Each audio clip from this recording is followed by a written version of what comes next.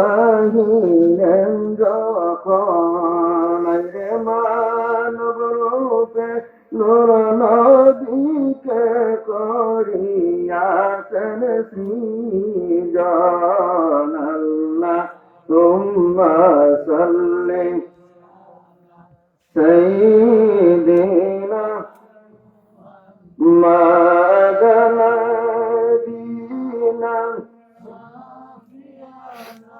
মাওলানা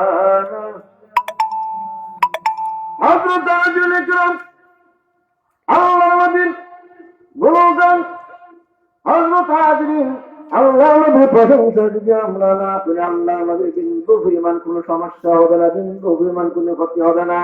আল্লাহ নবী হলেন স্বয়ং সম্পূর্ণভাবে আল্লাহ রাব্বুল আলামিন নবীকে দুনিয়া আমাকে প্রেরণ করেছেন। হাদিসের মধ্যে আমার নবী বলেন উতিতু ইলমাল আউয়ালিনা ওয়াল আখিরিন আও কামা ক্বালা আলাইহিস সালাতু ওয়াস সালাম। আমার নবীজি বললেন, ও আমার সাহাবীরা, আল্লাহ রাব্বুল আলামিন আমাকে দুনিয়া এবং আখিরাতের যত ইলম রয়েছে সমস্ত ইলম আল্লাহ রাব্বুল আলামিন আমাকে দান করেছেন। পবিত্র বুখারী শরীফের হাদিস ওয়াইস্তু মুআল্লিমান। আমার নবীজি বলেন, আল্লাহ রাব্বুল আলামিন আমাকে দুনিয়ার মধ্যে শিক্ষক হিসাবে টিচার হিসাবে শিক্ষক হিসাবে দুনিয়ার মধ্যে আমাকে আল্লাহ রাব্বুল আলামিন প্রেরণ করেছেন। হযরত আজল ইকরাম মসজিদে নববীর মধ্যে আল্লাহ নবী মুহাম্মদ রাসূলুল্লাহ সাল্লাল্লাহু আলাইহি সাল্লাম সাহাবায়ে কেরামদেরকে বলতেন, সাআলুনি তোমরা আজকে যা কিছু প্রশ্ন করবে আমি সব কিছু উত্তর দিতে থাকবো। এই সাহাবায়ে কেরামদেরকে আল্লাহ রাব্বুল আলামিন মসজিদে নববীর মধ্যে মিম্বর শরীফের মধ্যে বসিয়া সমস্ত সাহাবায়ে কেরামদেরকে বলতেছেন, ও আমার সাহাবীরা, আজকে তোমাদের যা যা প্রশ্ন আছে, আজকে তোমার যে কোনো বিষয়ে যে কোনো সাবজেক্টে যে কোনো ডিপার্টমেন্টের প্রশ্ন তোমরা করবা, আমি নবীজি মওজুদ আছি। রাজা যে বিষয়ে প্রশ্ন করবা, যে সম্বন্ধে যে কোনো বিষয়ে প্রশ্ন করলে আমি নবীজি তোমাদের সামনে প্রকাশ করবো। বলুন সুবহানাল্লাহ। তো নবীজির ইলম, নবীজির এজন্য আল্লাহ রাব্বুল আলামিন ওয়া আরসালনাকা ইল্লা কাফাতাল লিন-নাসি বাশীরাও ওয়া নাযীরা ওয়ালাকিন্না আকসারান নাসি লা ইয়ালামুন। আল্লাহ নবীকে দুনিয়ার মধ্যে সব মানুষের কাছে প্রেরণ করেছেন পরিপূর্ণরূপে। কাফা কোন শব্দের অনেক তাফসীর আছে, অনেক ব্যাখ্যা আছে। এক অর্থ হইল আল্লাহ নবীকে একবারে পরিপূর্ণরূপে স্বয়ং সম্পূর্ণভাবে যা কিছু লাগে সব কিছু দিয়েই আল্লাহ রাব্বুল আলামিন দুনিয়ার মধ্যে নবীকে পাঠিয়েছেন। বলুন সুবহানাল্লাহ। আবু দাউদ শরীফের 336 নম্বর পৃষ্ঠা, আবু দাউদ শরীফের মধ্যে আল্লাহ নবীর হাদিস বর্ণিত আছে। ওই 1000 বছর পূর্বে আল্লাহ নবী বিশ্ব নবী রাহমাতুল্লাহ আলাইহি বলেছিলেন যে পানির নিচে, সাগরের নিচে আগুন আছে। 1000 বছর পূর্বে সাহাবায়ে কেরামদেরকে বলেছিলেন। এই হাদিসটা আবু দাউদ শরীফের মধ্যে আমরা এখানে কামিলে পড়া হয়।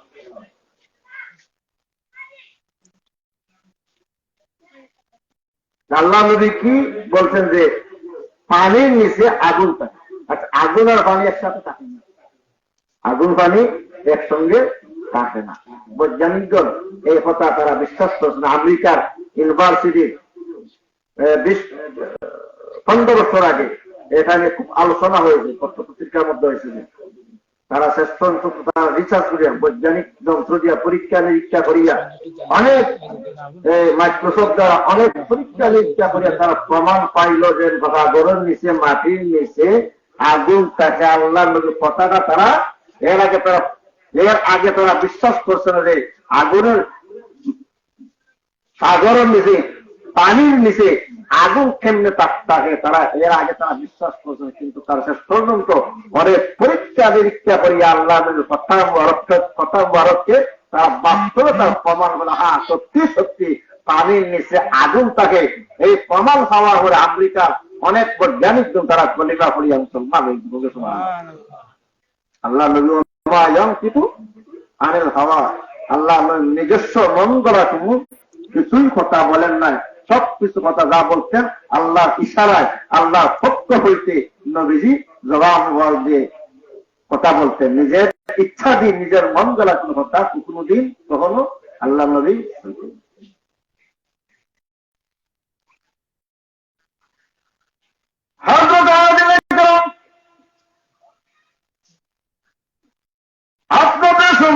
বলতে চাই, তাফসীরে ইরফানের মধ্যে এসেছে আল্লাহ নবীকে টেস্ট করার জন্য, আল্লাহ নবীকে পরীক্ষা করার জন্য মক্কার শ্রেষ্ঠ কাফিরগণ ইহুদিদের কাছে পরামর্শ চাইলেন যে মুহাম্মদকে কোনো ক্রমে কোনো কিছুতে মুহাম্মদকে হারানো যাচ্ছে না, অর্থাৎ কোনো কিছুতে মুহাম্মদকে আটকানো যাচ্ছে না। মুহাম্মদ কিভাবে কোন কৌশলে মুহাম্মদকে আটকানি যায়, কোন প্রশ্ন হলে মুহাম্মদের হতভম্ব মুখ বন্ধ হইব, তোমরা আমাদেরকে শিখিয়ে দাও। মক্কার কাফিরগণ তারা ইহুদিদের কাছে পরামর্শ চাইল। ইহুদির পণ্ডিতরা তারা তাওরাত বিষয়ে বড় বিজ্ঞ আছিল, তৎকালীন বড় বড় আলিম আছিল। ইহুদি হলো মাঝে তাওরাতের বড় বড় আলিম আল্লাহ নবী যুগ আছিল। তারা তাওরাতের মধ্যে আল্লাহ নবী মক্কা প্রতিদিন থাকবেন, মদিনা প্রতিদিন থাকবেন, কোন সময় আল্লাহ নবী ইন্তিকাল করবেন, কখন কি করবেন না, আগের সব কিতাবের মধ্যে মুবাশশিরাম মিন বাদি ইসলাম, আগের সব কিতাবের মধ্যে একবার আসমানি সন্ধ্যা লাগাইয়া একবার বড় কিতাব লাগাইয়া সব কিতাবের মধ্যে আল্লাহ নবীর কোন সময় কোন কি সমস্ত এই খবর সবকিছু বর্ণনা আগর পূর্বের সব কিতাবের মধ্যে দেওয়া। এক ঘটনা, আবু তালেবের আল্লাহ নবীর 9 বছরের সময় একটু চকুর মধ্যে একটু সমস্যা। আল্লাহ নবীর বয়স তখন 9 বছর, তখন সেই যুগে চিকিৎসার কিছু অভাব ছিল।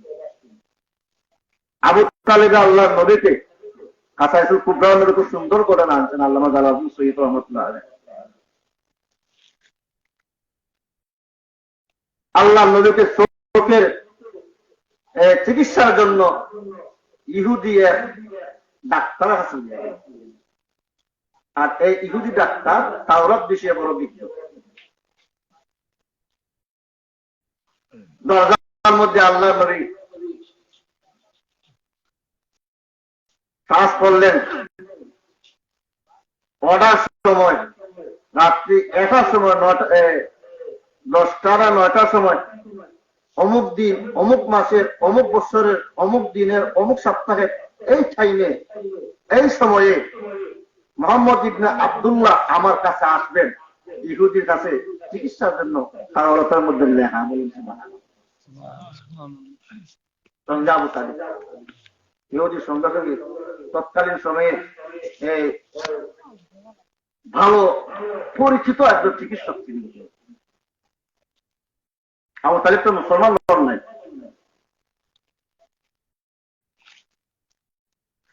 ইহুদির ডাক্তার সঙ্গে সঙ্গে ওনার থেকে দাঁড়িয়ে গেলেন,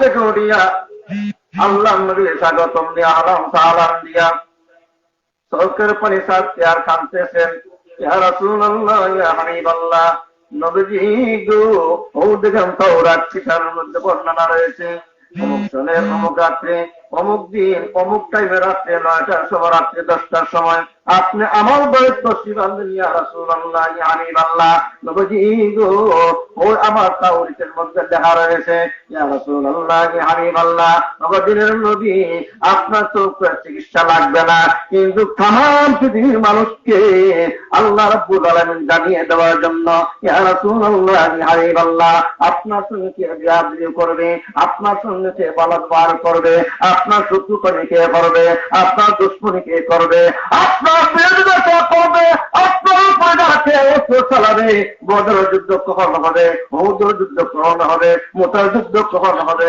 খন্দকের যুদ্ধ কখন হবে, হুনাইনের যুদ্ধ কখন হবে, সিফিনের যুদ্ধ কখন হবে, জাবালের যুদ্ধ কখন হবে, এই সমস্ত সব কিছু ইয়া রাসূলুল্লাহ ইয়া হাবিবাল্লাহ, এই তাওরাতের মধ্যে বর্ণনা রয়েছে। ইয়া রাসূলুল্লাহ ইয়া হাবিবাল্লাহ, ইয়া রাসূলুল্লাহ, আমি আপনার কাছে কলিমা পড়িয়া মুসলমান হতে চাই। আমি জানি যে নবীজি আপনি একজন সত্য নবী, সত্য নবী, এত সন্দেহ নাই। আপনি আপনার হাতে ধরাইয়া আমাকে কলিমা পড়াইয়া মুসলমান বানান। লা ইলাহা ইল্লাল্লাহু মুহাম্মাদুর রাসূলুল্লাহ সাল্লাল্লাহু আলাইহি ওয়াসাল্লাম। আল্লাহ নবী এই নবীজি এত কোন সময় কখন কি করবেন সব আগের সব কিছুর মধ্যে বর্ণনা ঘোষণা দেওয়া।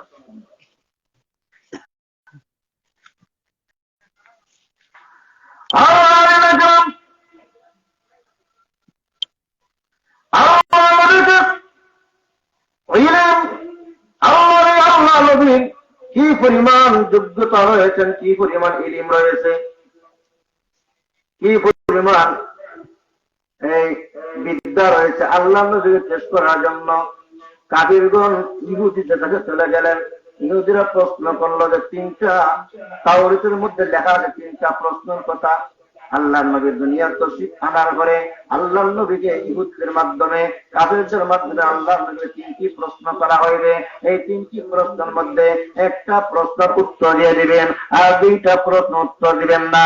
যদি তিনটা প্রশ্ন উত্তর আল্লাহ নবী দিয়ে দেন তাহলে আল্লাহ নবী সত্য নবী নাই। যদি একটা প্রশ্ন দিয়ে দেন সত্য নবী, যদি দুইটা প্রশ্ন উত্তর দিয়ে দেন তাহলে সত্য নবী নাই। আল্লাহ নবীকে জানিয়ে দিলেন তোমরা ইহুদিরা এই মসজিদদেরকে বলে দিলেন তোমরা মোহাম্মদ বিন আব্দুল্লাহকে তোমরা তিনটা প্রশ্ন করবে। এক নম্বর প্রশ্ন হইল, এক নম্বর প্রশ্ন রূপ সম্বন্ধে। রূপ আমাদের আত্মা, রূপ চলে গেলে মানুষ দেখব। রূপ সম্বন্ধে, রূপ কাকে বলে, আমাদের আত্মা কাকে বলে, আত্মার পরিচয় কি, আত্মার সম্বন্ধে, আত্মার সম্বন্ধে প্রশ্ন। এক নম্বর। দুই নম্বর প্রশ্ন যুলকারনাইন সম্বন্ধে, ইয়াসআলুনাকা আনিল কারনাইন, যুলকারনাইন সম্বন্ধে প্রশ্ন। তিন নম্বর প্রশ্ন হইল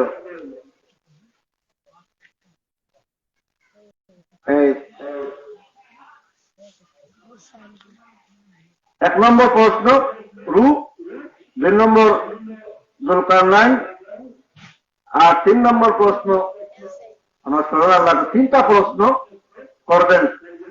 আর এই তিনটা প্রশ্নের মধ্যে একটার উত্তর দিবেন আর দুইটা উত্তর আল্লাহ নবী দিবেন না। কোরআন শরীফ সূরাতুল কাহফের মধ্যে তাফসীর কাফির তারা হাত তালে দিয়ে বলে এখন মোহাম্মদ আসছে কাম, তারা মক্কা শরীফ আল্লাহ নবীর কাছে মতো করছে কাফির। যে তুমি সত্য নবী কিনা তোমাকে যাচাই করতে হইলে তুমি তিনটা কথা আমাদের উত্তর দিতে হবে। এক নম্বর, দুই নম্বর, তিন নম্বর, তিনটা কথা প্রশ্ন আল্লাহ নবী তারা বললেন। বলার পরে আল্লাহ নবী একটার উত্তর দিয়েছিলেন ইয়াসআলুনাকা আনির রূহ, অর্থাৎ এই রূহ সম্বন্ধে আল্লাহ রাব্বুল আলামিন জানেন ওমা উতীতু মিনাল ইলমি ইল্লা কালিলা, আমাদেরকে আল্লাহ রাব্বুল আলামিন সামান্য জ্ঞান দেওয়া হয়েছে, কিন্তু সামান্য। ওমা উতীতু মিনাল ইলমি ইল্লা কালিলা, ইল্লা ইস্তিসনা, ইল্লা হবে ইস্তিসনা, অর্থাৎ সামান্য দেওয়া হয়েছে। ওমা উতীতু মিনাল ইলমি ইল্লা কালিলা, কিন্তু সামান্য ইলম আমাদেরকে দেওয়া হয়েছে, এর বেশি আপনাকে আমাকে জ্ঞান দেওয়া হয় না।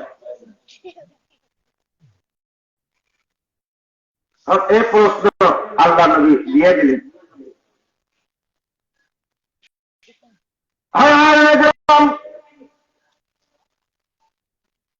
আল্লাহ নবী বিশ্বনবী মুহাম্মদ রাসূলুল্লাহ সাল্লাল্লাহু আলাইহি সাল্লামের যত আপনি তাজকিরা করবেন, যত আলোচনা করবেন, ঈমানের মধ্যে শক্তি আসবে। লা ইলাহা ইল্লাল্লাহ মুহাম্মাদুর রাসূলুল্লাহ, আপনি যদি মুহাম্মাদুর রাসূলুল্লাহ না করেন এবারে সমস্ত জীবন লা ইলাহা ইল্লাল্লাহ জপতে থাকেন, কিন্তু আপনি মুসলমান হইতে পারবেন না যতক্ষণ পর্যন্ত মুহাম্মাদুর রাসূলুল্লাহ সাল্লাল্লাহু আলাইহি সাল্লামের উপর ঈমান না আনবেন, ততক্ষণ পর্যন্ত আপনি মুসলমান হবেন না, আপনি অমুসলিম থাকবেন। আর যেই সময় খালি মুহাম্মদ রাসূলুল্লাহ সাল্লাল্লাহু আলাইহি ওয়াসাল্লাম ঈমান আনবেন আপনি পুরা মুসলমান হবেন। আবু জেহেল আল্লাহর নবীকে অসম্মান করার জন্য, আল্লাহর নবীকে এই খাটো করার জন্য বেইজ্জত করার জন্য ইয়ামনের বাদশা হাবিব বিন মালিককে দাওয়াত দিলেন। হাবিব বিন মালিক আবার একজন পাওয়ারফুল নেতা আছে ইয়ামনের বাদশা। আসলে ইয়ামন বিরাট পয়সাওয়ালা দেশ ছিল। ইয়ামন যত বাদশা হল ইয়ামন বিশেষ। ইয়ামনের বাদশা হাবিব বিন মালিক আবু জাহেলে মানুষ পাঠাইয়া হাবিব বিন মালিকের কাছে বার্তা পাঠাইলেন যে আমরা মক্কার যে এই নতুন এক ধর্ম প্রকাশ হয়েছে মোহাম্মদ ইবনে আব্দুল্লাহ ছেলে মোহাম্মদ, আমরা তো মূর্তি পূজা 360 পূজা দেব লাখ মানা পূজা যা কিছু আছে হুবল জুবল লাগাইয়া আমরা তো দেব দেবীর উপরে খালি আরম্ভ হয়েছে। এখন আমরা ঐতিহ্য কিভাবে আমরা টিকে রাখতাম পারি আপনার তাড়াতাড়ি হাবিব বিন মালিক বড় গরম হইলে যে আমার এই এমন মক্কা শেখ লাগে আমাদের ধর্মের বিরুদ্ধে শেখ হবে। হাবিব বিন মালিক অনেক লস্কর নিয়ে সিপাহী সৈন্য সামন্ত নিয়ে মক্কা উপস্থিত। এই মুহাম্মদ সাল্লাল্লাহু আলাইহি ওয়াসাল্লাম নবীর কাছে কাফিরদের পক্ষ হইতে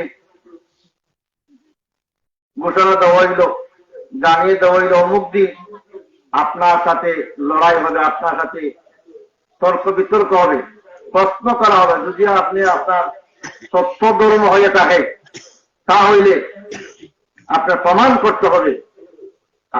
আমাদের এই দেশে যেমন বাদশা আছে, যেমন আগামী অমুক দিন ঠিক যেমন বাদশা মক্কা শরীফ তশরিফ আনলেন, আল্লাহ নবীকে দাওয়াত করা হয়েছে। আর দুইটা চেয়ার রাখা হয়েছে, একটা চেয়ার আবু জেহেল আর একটা চেয়ার হাবিব বিন মালিকের জন্য। আল্লাহ নবীর লাগে কোন চেয়ার রাখা হয়েছে। যে মুহূর্তে নাকি আল্লাহ নবী আবু বকরকে সাথে নিয়ে এই জনসভার মধ্যে উপস্থিত হইলেন, আল্লাহ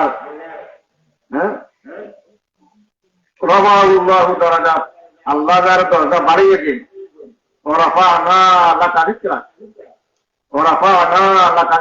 আল্লাহ নিজে বলেন যে আমি যার সম্মান বাড়িয়ে দিয়েছি তাকে কেউ নিচে নামানি সম্ভব হয় না। আল্লাহ নিজে বলেন যে রাসূলুল্লাহ আমি সমুন্নত করছি। সমুন্নত কি পরিমাণ করছি এটা মাপকাঠি নাই, শুধু উপরে উপরে, খালি শুধু উপরের উপরে, উপরে থেকে উপরে, উপরে থেকে উপরে আল্লাহ নবীর মা।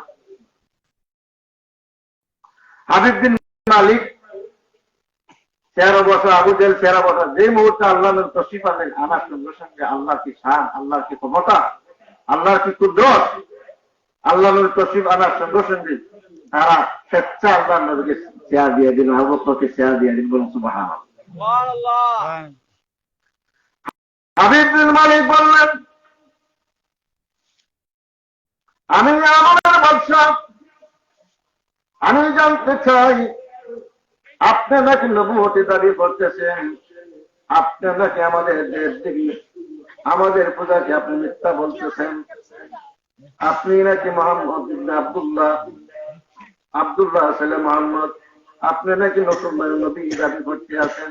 আমার মেয়ে বললেন হ্যাঁ আমি নবী দাবি করতেছি, আল্লাহ আমাকে পাঠিয়েছেন ওয়া আনজির আশীরাতাকাল আকরাবিন।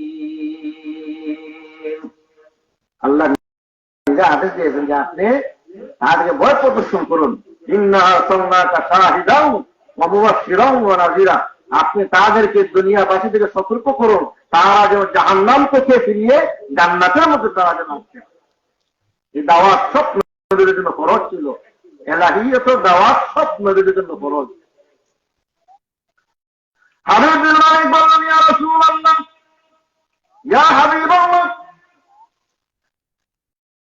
আপনি যদি সত্য নবী থাকেন তাহলে আমরা জানি নবী হতে হলে মুজিজা প্রয়োজন, সত্য মিথ্যা পরীক্ষা নিরীক্ষা করার প্রয়োজন। আপনি যদি সত্যিকারের নবী হয়ে থাকেন তাহলে আপনার কাছ থেকে জানতে চাই ইয়া রাসূলুল্লাহ, ইয়া হাবিবাল্লাহ, আকাশের মধ্যে চন্দ্রটা রয়েছে, এই চন্দ্রটা আপনি যদি পূর্বাত করতে পারেন তাহলে বুঝবো আপনি একদম সত্য নবী।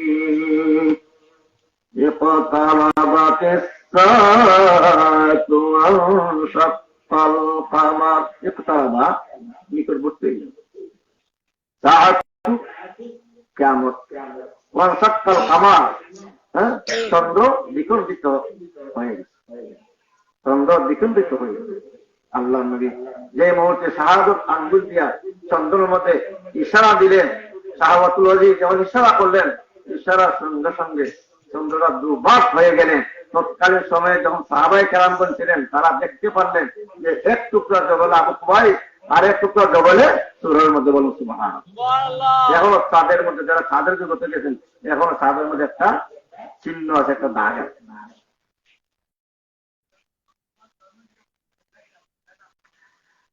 তারা আবু জাহেল বলল এতদিন বুঝছিলাম মুহাম্মদ জমিনের মধ্যে জাদু চালায় এখন বুঝতে পারলাম জমিনের মধ্যে নাই মুহাম্মদ আসমান ও চাঁদের মধ্যে জাদু চালাইতে পারে বলুন নাউযুবিল্লাহ নবীর মুজিজা কম নাই আরেকদিন মালিক বললেন ইয়া রাসূলুল্লাহ এখন আমার অন্তরের মধ্যে কোন কথাটা ডাকতে আছে আমার অন্তরের মধ্যে কোন কথাটা কোন পরিকল্পনা আমার দিলের মধ্যে আছে যদি আপনি বলতে পারেন সঠিকভাবে আমি জানতে চাই আমার দিল মালিক তোমাদের প্রশ্ন হলো তোমার 2 নম্বর কথা হলো তোমার অন্তরের মধ্যে তোমার দিলের মধ্যে তোমার বাড়িতে যে মেয়েটা অবশ হয়ে আছে বাড়িতে যে তোমার মেয়েটা রোগান্য অবস্থায় প্যারালাইসিস অবস্থায় উঠতে পারে না বসতে পারে না অচল অবস্থা অবশ অবস্থা রয়েছে সেই মেয়ের কথা তোমার অন্তরের মধ্যে তোমার দিলের মধ্যে কল্পনা জল্পনা আসছে কল্পনা করতে আছে সঙ্গে সঙ্গে হাবিবুল মালিক বললেন ইয়া রাসূলুল্লাহ ইয়া হাবিবাল্লাহ গদিনের নবী রাহমাতুল্লাহ আলাইহি আমাকে সঙ্গে সঙ্গে কলিমা বলেন আরে আপনি আমাকে মুসলমান বানান লা ইলাহা ইল্লাল্লাহু মুহাম্মাদুর রাসূলুল্লাহ সাল্লাল্লাহু আলাইহি ওয়াসাল্লাম আল্লাহ নবী তিনি আল্লাহ নবী সব আল্লাহ নবী নিজে বলে উঠি তুই ইলমাল আউয়ালিনা ওয়াল আখির আল্লাহ আমাকে দুনিয়া এবং আখিরাতের ইলম আল্লাহ আমাকে দান কোন দিকেও নবীজি বলেন দুশমন আল্লাহুম্মা সাল্লি সাইয়্যিদিনা মা'দানা বিলা মাওলানা মুহাম্মদ আল্লাহুম্মা সাল্লি সাইয়্যিদিনা মা'দানা বিলা মাওলানা কে যাওরে মদিনার পথে দৌড়ে তোমার দরবার কে যাওরে মদিনার পথে দৌড়ে তোমার দরবার আরে আমরা সালাম পৌঁছাই দিও জিন্দা নবীর পাক কদম আল্লাহুম্মা সাল্লি সাইয়্যিদিনা মা'দানা বিলা মাওলানা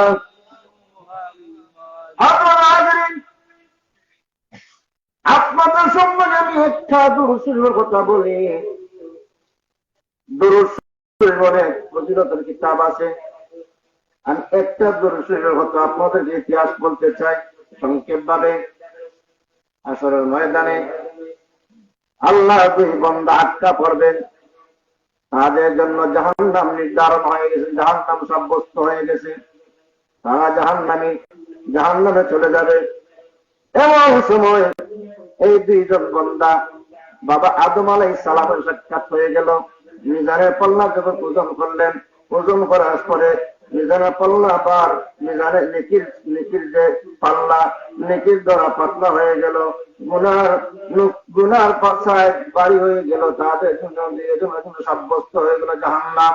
যখন হযরত আদম তারা আদম আলাইহিস সালামের সন্তান হয়ে গেল, নিজের বন্ধু কাঁদতেছে, বলতেছেন হে আবুল বশর, হে আমাদের আদি আদম আলাইহিস সালাম, আজকে আমার জন্য জাহান্নাম সাব্যস্ত হয়ে গেছে, আমার জাহান্নাম দিয়ে পরিত্রাণ কিভাবে মুক্তি পাইতাম পারে? আদম আলাইহিস সালাম বললেন, হে আমার বাবা, আমার পুত্র, তোমরাও যে খুব দূরে দেখা যাচ্ছে মুহাম্মদ রাসূলুল্লাহ সাল্লাল্লাহু আলাইহি ওয়াসাল্লাম, মুহাম্মদের দরবারে তোমরা চলে যাও। মুহাম্মদের কাছে চলে গেলেন, গিয়ে বললেন ইয়া রাসূলুল্লাহ, তারা নবীও তারা জানে না, নবী জানে তার কি পরিচয় তারা এখনো পাইছে না। তারা বললো যে আজকে আমরা জাহান্নাম হয়ে গেছি, আমরা আখিরি জমানার নবীর উম্মত, এখন আমরা মুক্তি কিভাবে পাইতাম পারি? আমি সংক্ষেপে বলতেছি, তোমরা আসো মিজানে পাল্লা কাছে যাই। যাওয়ার পরে আল্লাহ নবী পকেট মোড়ক থেকে আল্লাহর কুদরত কেরামত কোনো আপনার এই কোন সিস্টেম আপনি হওয়া সম্ভব না। কেরামতের ওপর করি, যেটা আপনার আমার জ্ঞানের বাহিরে, ক্ষমতার বাহিরে যেটা কেরামত মর্যাদা, যেটা আপনার আমার কোনো ক্ষমতা নাই, অক্ষম করিয়ে যে কেরামত আল্লাহ পক্ষ যেগুলো হয় এগুলোর সাথে মানুষের কোনো হাত নাই। কেরামত এবং মর্যাদা এমন এক জিনিস।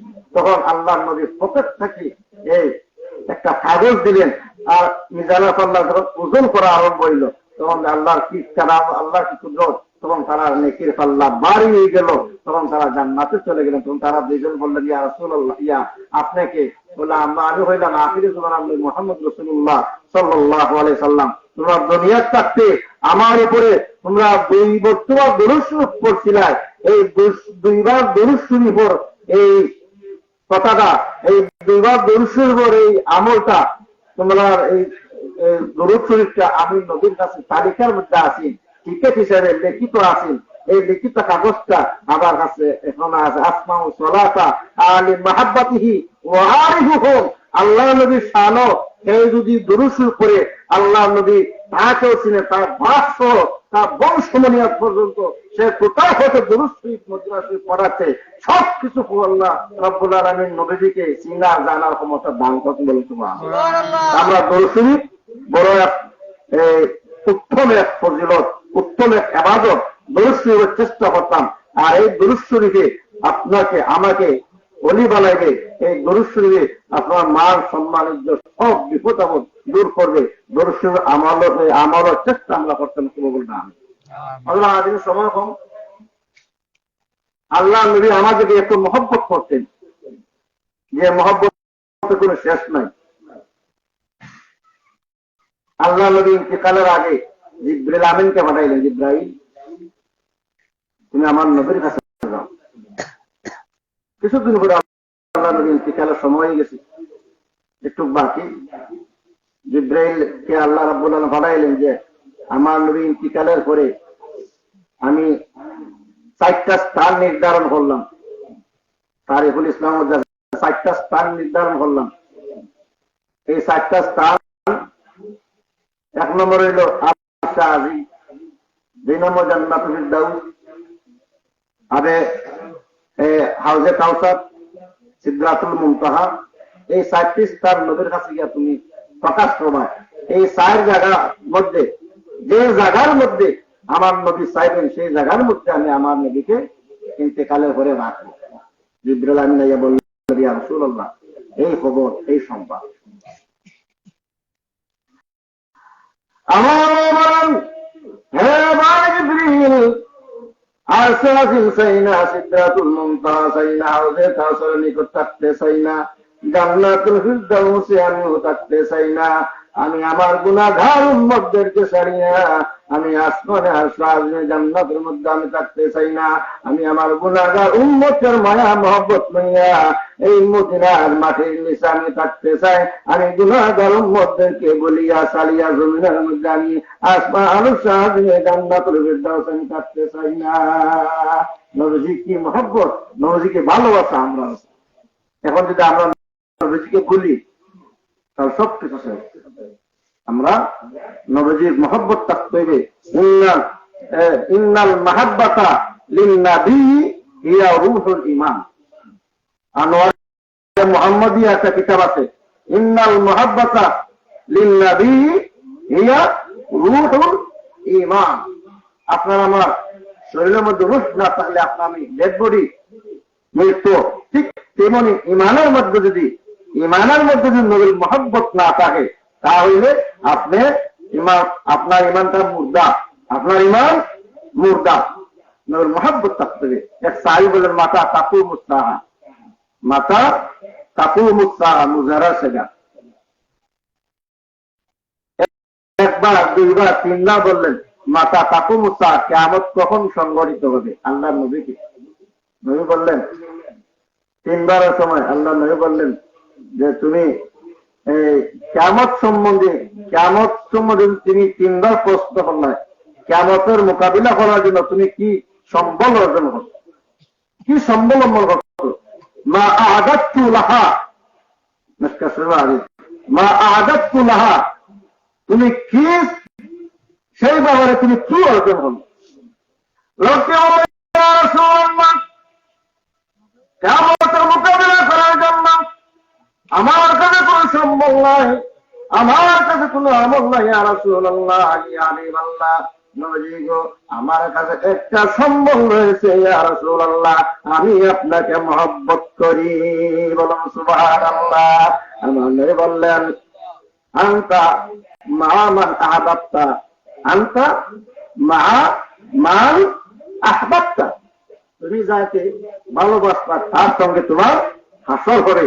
হ্যাঁ, আল মারউ মা মান আহাব্বা, হাদিস শরীফ, আল মারউ মা মান আহাব্বা। এখন তুমি যদি হিন্দুকে ভালোবাসো, হিন্দুর সাথে তোমার হাসর হবে। অমুসলিমকে ভালোবাসবে, অমুসলিমের সাথে তোমার হাসর হবে। বিধর্মীকে ভালোবাসবে, বিধর্মীর সাথে তোমার হাসর হবে। মান তাসাব্বাহা লিকাওমিন ফাহুয়া মিনহু, যার সাথে যার সাদৃশ্য তার সাথে তার হাসর। তাহলে আপনার মহব্বত রাখতাম নেককার বান্দাদের সাথে, ভালো ওলি আউলিয়া কেরামদের সাথে মহব্বত রাখতাম। এর লাগে হাদিস আছে, কুন আলিমান আও মুতাআল্লিমান, আও কুন আলিমান আও মুতাআল্লিমান আও মুহিব্বান আও মুস্তামিআন। আলিমদেরকে ভালোবাসা আল্লাহ তাআলার কাছে হেল্পলাইনের মানুষ হইল উলামায়ে কেরাম। ইন্নামা ইয়াখশাল্লাহা মিন ইবাদিহিল উলামা। আল্লাহ রাব্বুল আলামিন আপনাকে আমাকে আলিম হইতাম পারি না, আলিমকে মহব্বত করতাম পারি না, ছাত্র হইতাম। দুপুরে বাইশিল ইমাম গাজ্জালী সম্বন্ধ বলে যে বুখারী শরীফ তারা আজীবন পড়াইলে ইন্তেকালের আগে তিনি বললেন যে কিতা আমাকে বুখারী শরীফ পড়তাম চাই। অর্থাৎ আল্লাহ নবীর হাদিস হইল, যারা ছাত্র তলাবুল ইলম অবস্থায় ছাত্র অবস্থা যারা মৃত্যুবরণ করে তাদেরকে আল্লাহ রাব্বুল আলামিন এক হাদিসে পাওয়া যায়, তাদেরকে আল্লাহ রাব্বুল আলামিন শহীদি দরজা দান করতে। সুবহানাল্লাহ। সবচেয়ে শহীদি দরজার মান সম্মান বেশি। আমি যে আয়াতে করিমা তিলাওয়াত করছি, এই আয়াতে করিমা আল্লাযীনা আমানু আসাদ্দু হুব্বাল লিল্লাহ। এই আয়াতের অর্থ কইও আমরা শেষ করি। ওয়াল্লাযীনা আমানু আসাদ্দু হুব্বাল লিল্লাহ। 2 নম্বর পারা সূরাতুল বাকারা। এই আয়াতের অর্থ হলো ওয়াল্লাযীনা জাহাদ। ইসমে মৌসুল হয়, যারা মাদ্রাসা যারা পড়েন বুঝতে পারবেন। ওয়াল্লাযীনা এটা হলো ইসমে মৌসুল। জাহাদ আমাল ঈমানদার, যারা ঈমানদার।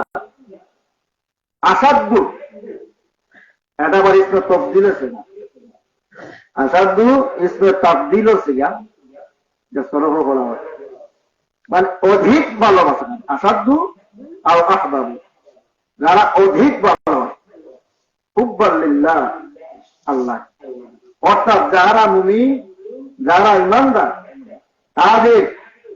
তাদের পক্ষে উচিত দুনিয়ার সব মহব্বত থেকে আল্লাহর প্রতি মহব্বত ওয়াজিব।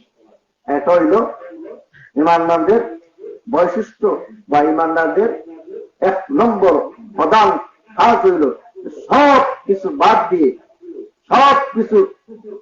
সব কিছু থেকে একমাত্র বেশি মহব্বত কার প্রতি থাকতে হইব? আল্লাহ তাআলার প্রতি। যারা ইমানদার তারা পরিচয় হইল সব মখলুকাত থেকে বেশিরভাগ ভালোবাসা থাকতে হইব আল্লাহর প্রতি। মান আতাআনি ফাকাদ আতা আল্লাহ, হাদিস শরীফ। মান আতাআনি ফাকাদ আতা আল্লাহ। নবী বলেন মান আতাআনি, যারা আমার অনুগত্য করবা, যারা আমার অনুগত্য করবা, ফাকাদ অবশ্যই, আর নিশ্চয়, আতা আল্লাহ, যারা নবীকে ইত্তিবা করলো, নবী হলো যারা যারা আমি নবীর অনুসরণ করব তারা আল্লাহকে পাইল। আল্লাহ পাইতেই আগে যাইতেইব মদিনা শরীফ। মদিনা শরীফ যাওয়ার আগে যাইতেইব কই? ও আগে কইলাম এক হাদিস, কোন আলিমা, আলিম দরকার। আলিম না ছাড়া এর লাগি আল্লাহ নিজে কুরআন শরীফ বলছেন ইন্নামা ইয়াসাল্লাহা মিন ইবাদিল উলামা। ওগো হাজির কেরাম, আপনাদের ভাগ্য বড় ভালো। এই কোরআন শরীফ নাজিল হয়েছে মক্কা মদিনা।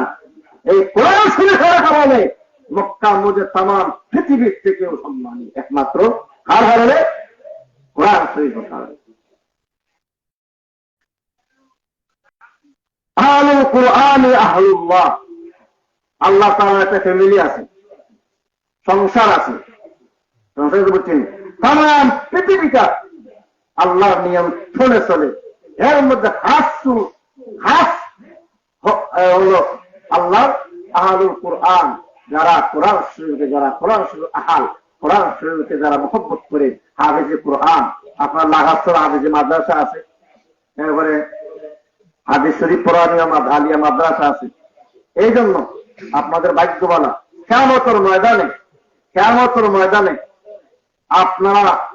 আপনা আমি যদি জাহান্নামী হয়ে যায়, কিন্তু নিঃসন্দেহে বিশ্বাস রাখবেন এই মাদ্রাসার খাতিরে, উলামায়ে কেরামের ওসিলার খাতিরে আপনা আমি কিয়ামতের ময়দানে নাজাত পাওয়া, অবশ্যই নাজাত পাওয়া যাবে, এতে কোনো সন্দেহ নাই।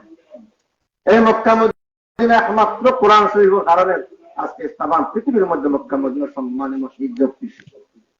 আল্লাহ বলেন কুল ইন কুনতুম তুহিব্বুনাল্লাহ, ইন কুনতুম, সৎ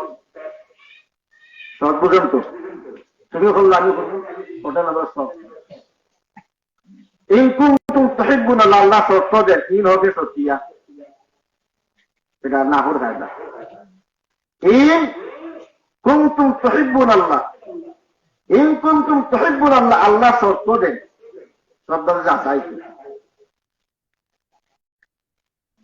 ইন কুনতুম তুহিব্বুনাল্লাহ, যদি তোমরা, যদি, আর জুমলায় সতিয়া যদি লাগাই থাকে তা মনে করবা ছাত্ররা আমরা পড়াইতো, আমরা তো এই ছোট মেশা যে শব্দের আগে যদি তারপর এটা জুমলায় সতিয়া, যে শব্দের আগে মা আরো তোর হারো, এটা জড়াবে আমরা দৌলা করেন। যাই হোক, ইন কুনতুম তুহিব্বুনাল্লাহ, যদি আল্লাহকে তোমরা ভালোবাসো, এর পরের অংশ হইল যাজা, এর পরের অংশ হইল যাজা, ফাত্তাবিউনি ইউহিব্বুকুমুল্লাহ। যদি আল্লাহকে ভালোবাসো, ফাত্তাবিউনি, তার যাজা। এর আগের বাক্যর জবাব, আগের বাক্য পেছনের বাক্যর জবাব। কিছু বাঙ্গিয়া না হইলে মর তৃপ্তি মিটে না। আইতো স্যার আগে তুহিব্বুনাল্লাহ, যদি তোমরা আল্লাহরে বাসো, ফাত্তাবিউনি, তাহলে আমি নবীর ভালোবাসা হইছি। ওকে সুবহানাল্লাহ, সুবহানাল্লাহ, আমি নবীর ভালোবাসা হইছি। 1 নম্বর। 2 নম্বর প্রতিদান হইল যাজা, কিতা প্রতিদান, পুরস্কার। 2 নম্বর হইল কিতা ওয়াগফির লাকুম, আল্লাহ রাব্বুল আলামিন ক্ষমা করে দেবেন। আল্লাহ রাব্বুল আলামিন মাফ করিয়া দেবেন যুনুবাকুম, তোমাদের পাপসমূহ, তোমাদের পাপসমূহ আল্লাহ রাব্বুল আলামিন ক্ষমা করে দিবেন। তাহলে এতে বলিয়া কুল ইন কুনতুম তুহিব্বুনাল্লাহ ফাত্তাবিউনি ইহবিবকুমুল্লাহ। এখানে দুইটা শর্ত, এর আগের আয়াতের দুইটা শর্ত আনা হয়েছে। দুইটা শর্ত যদি নবীরে ভালোবাসি না কেউ আল্লাহ আমি ওয়াতিল্লাহি সুন্দরে মাফ করিয়া দিই। ওকে সুবহানাল্লাহ। আমরা মাফ চাই না চাই না, আমরা মাফ চাই। মাফ পাইতে হইলে তার কাজ কি? 1 নম্বর কাম হইল নবীরে ভালোবাসা।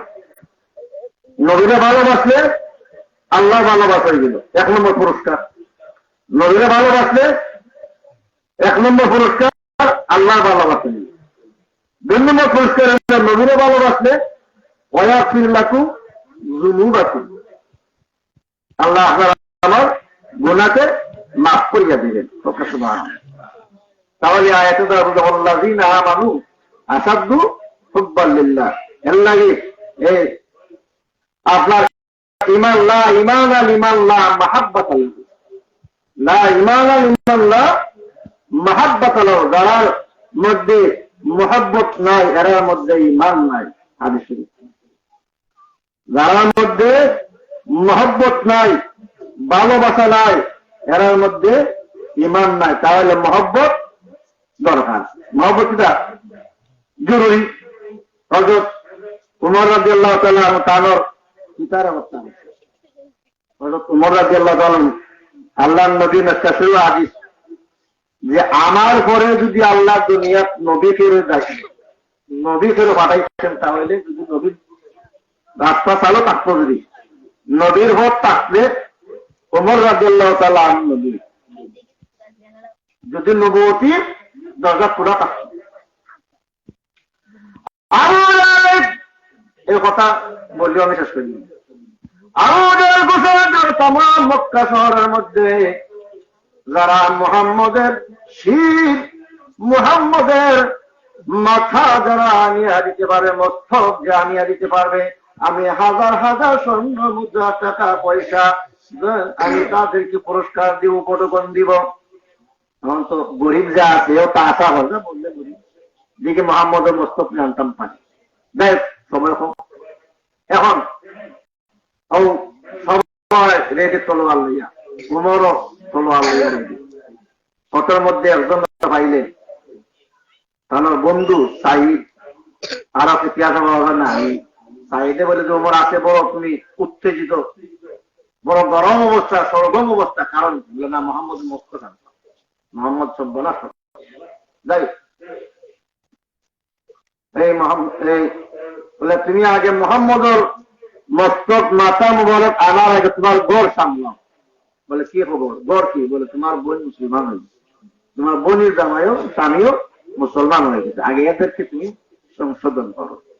এই খবর যে আরো অবস্থা আসতেন বাড়ি, বোনের বাড়ি গেল যে কোরআন শরীফ হচ্ছে না। যাই হোক সময় কম।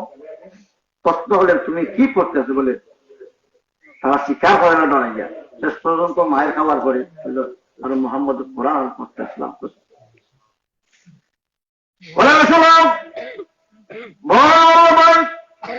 তবে সত্য তুমি হুজু করো, গোসল করো, নাফার অবস্থায় কোরআন শরীফ শোনা যায় না। আল্লাহ এর আগে আল্লাহ নবী দোয়া করেছেন আল্লাহুম্মা হিদায়াতাল ইসলাম। আল্লাহ নবী দোয়া করলেন আল্লাহ হযরত উমরকে এবং আবু জেহেলকে 2 জন হইতে আল্লাহ তুমি যে কোনো একজনকে তুমি মুসলমান বানিয়ে দাও। আল্লাহ নবী দোয়া করলেন, আল্লাহ নবীর দোয়া মোনাজাত হযরত উমর রাদিয়াল্লাহু তাআলা আনহুর শানে মঞ্জুর হয়ে গেল, কবুল হয়ে গেল। উমর রাদিয়াল্লাহু তাআলা আনহু মুসলমান হিসেবে আল্লাহ কবুল করেছেন, বলুন সুবহানাল্লাহ। উমর মুসলমান হয়ে গেলেন। শেষ পর্যন্ত আল্লাহ জিবরিল পাঠাইলেন মুহাম্মদের কাছে।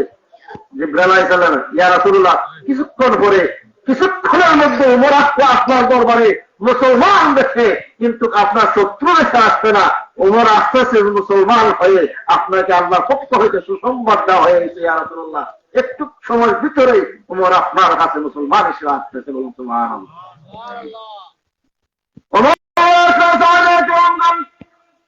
ইয়া রাসূলুল্লাহ, ইয়া হাবিবাল্লাহ, দিনের নবী, রাহমাতুল্লাহ আলাইহি নবীজি ওমর উপস্থিত।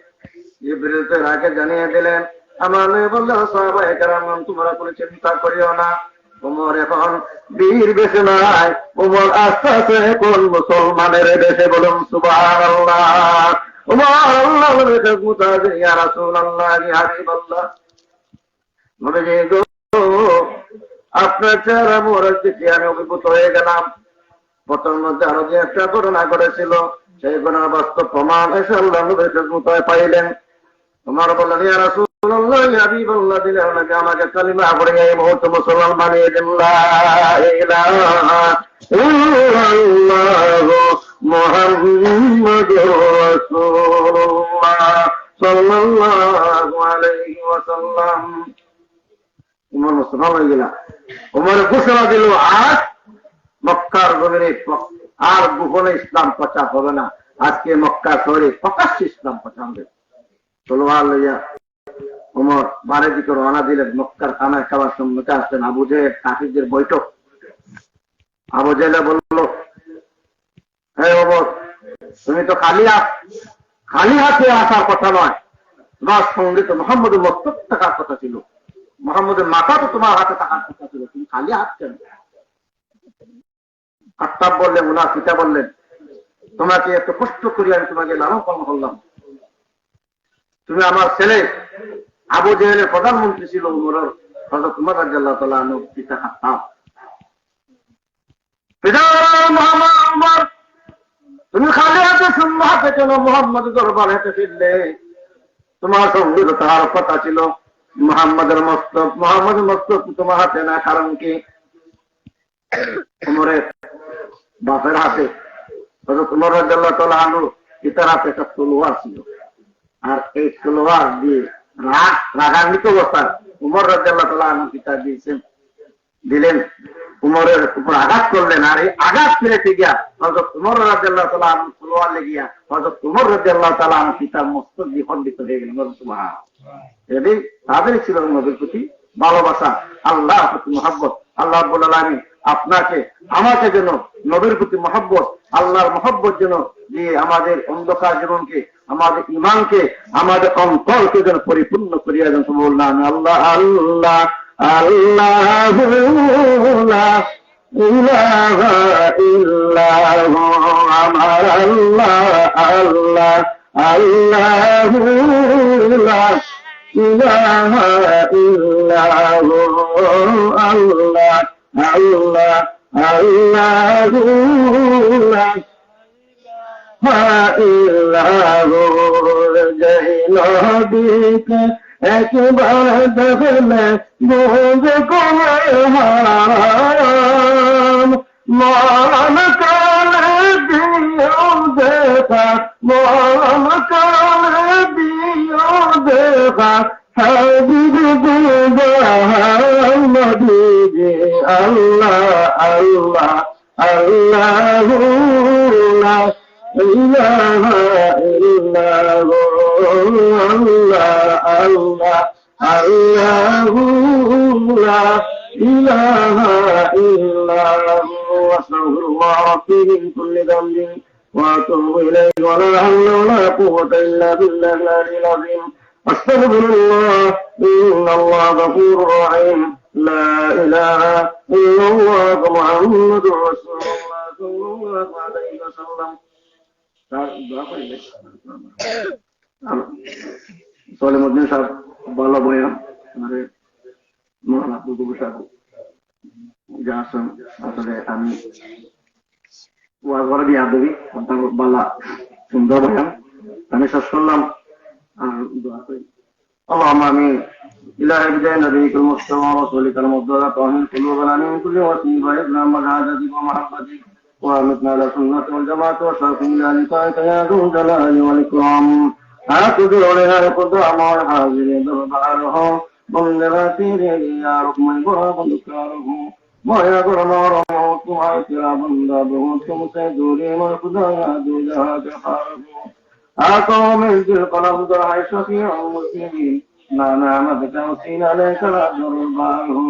أقضي ذات عادتني حقنا يوم المغفرة صدقانه শুনে দমকে বোঝামি দমি বজারা বলে কাবরশদ করিম দোয়া বস্তম বগরবা হে ইলাহি আয়াত দৌলতাল দরাজি আন্দরাদম কিজবদম জানম বরে الذهاب نوره مع الانبر اللهم يسر لنا زيارة حرامك وحرام النبي محمد صلى الله عليه وسلم اللهم يسر لنا اللهم ارزقنا زيارة المصطفى صلى الله عليه وسلم دارا واستغاثا واحتسابا مرارا كثيرا كثيرا كثيرا رب العالمين عسكري سلسل المعقيل أخبر محر بند حضرت আরফান রহমাতুল্লাহ আলাইহি ওয়া ইনশাআল্লাহ রহমাতুল্লাহ আলাইহি মাদার সম্মুখে পাশে বসে আল্লাহ আল্লাহ ওলি রসুলানিয়া তুমি দরবার বিকরাত পাঠিয়েছি আল্লাহ আলে মাহফিলের মধ্যে যা কিছু আমরা আলোচনা করলাম মাওলা কবুল আর মঞ্জুর করো যত বলবো আনতে তোমাদের গুনাহ মাফ করে কবুল আর মঞ্জুর করো আল্লাহ এর সাথে গুনার মদিনা তো আল্লাহ রসুল মত পৌঁছে দাও আল্লাহ তেরি মাহফিল থেকে আমাদের হাতে তুমি খালি দিও না আল্লাহ আমাকে কোন সমস্যার মধ্যে আছে কোন রাস্তা আছে আল্লাহ তুমি সব চিন্তা জানো মাওলা আল্লাহ তোমার রহমতের কাছে আল্লাহ আমাদের প্রত্যেকের তোমার সমস্যার সমাধান করি দুনিয়া আল্লাহ আল্লাহ দুনিয়ার যতদিন না ইজ্জত উন্নত অবস্থা রাখি আল্লাহ সুস্থ অবস্থা আসল হাতে আল্লাহ আমাদের পত্র মা বাপ দাদা দিনারা শাশুড়ি বংশগুলির তোমার তুমি মাফ করি আল্লাহ জান্নাতুল বাকি জান্নাতুল মাওলা আল্লাহ মাইনা তাকাদ্দুম দামে সাহায্য তাবিন তবাতিন মুস্তাহিন আল্লাহ তামামের মধ্যে সব পৌঁছে দাও আল্লাহ রাসূল মুহাম্মদ সাল্লাল্লাহু আলাইহি ওয়াসাল্লাম সাথে প্রবাসে তুমি আল্লাহ আসে ইসলাম সদর মাহফিল সব তুমি পৌঁছে দাও আল্লাহ আল্লাহ এই মারিতে আল্লাহ আপনার খায়ের রহমত নাযিল করো আল্লাহ সদগিয়া দাঁড়িয়ে এসে ইসলাম সদর মাহফিলকে তুমি কবুল করো কিয়ামত পর্যন্ত আল্লাহ এই মাহফিলকে মিলাদ শরীফে মাতা শরীফে ইসলাম সবকে কিয়ামত পর্যন্ত এই জায়গার মধ্যে তুমি দাইমা কায়েম রাখো আল্লাহ আমাদের মরণের পরে আল্লাহ সেই বসাটুকু আমাদেরকে নাজাতে উসিলা হিসেবে তুমি কবুল হজরত করিও আল্লাহ আমরা যারা কলেজ জানিয়ে কোন সমস্যার মধ্যে আল্লাহ যারা চাকরির ব্যবস্থা করো যারা অভাবের মধ্যে আছে আল্লাহ অভাবে দূর করিয়া দেয় যারা রোজিনা রোজি দরজাটা খুলিয়া দাও যারা বেকার আছে আল্লাহ তুমি তাদের ব্যবস্থা দান করো আল্লাহ যারা চাকরির মধ্যে আছেন চাকরির মধ্যে রহমত বরকত দান করো আল্লাহ যারা আল্লাহ শরীর অসুস্থ আছে সুস্থ দান করো আল্লাহ আল্লাহ যারা ছেলে সন্তান মানুষ আল্লাহ আমরা প্রত্যেকের সন্তান নেক আল্লাহ কবুল করো আল্লাহ আমরা যারা যে আমার মধ্যে আছে রহমত বরকত দান করো আল্লাহ মানুষ বাণিজ্য তোমার সব কিছু তোমার হাতে আল্লাহ আল্লাহ কবুল করো ইয়া আল্লাহ দেশে বিদেশে আমরা তোমার আল্লাহ আল্লাহ তোমার হাতে আমরা তুমি আল্লাহ করে রাখি আল্লাহ আখিরে গুজারিশ ইয়া আল্লাহ জানি না মউত কোনদিন হইব আল্লাহ আল্লাহ মরণের আগে আল্লাহ আমরা ঈমানের সাথে সুস্থ অবস্থা রমজান শরীফ ও জুমার দিন মসজিদের মধ্যে আমরা সুস্থ অবস্থা মুদান করি আল্লাহ নবী দিদার দেখাইয়া চেহারা নবী দিদার দেখাইয়া সুস্থ সম্মত অবস্থায় মারা সাথে পরিমাণ সাথে আমরা মুদান করি আল্লাহ অতিজ মান তাশা وتذل من تشاء بيدك الخير إنك على كل شيء قدير واجعل آخر كلامنا عند الموت لا إله إلا الله محمد رسول الله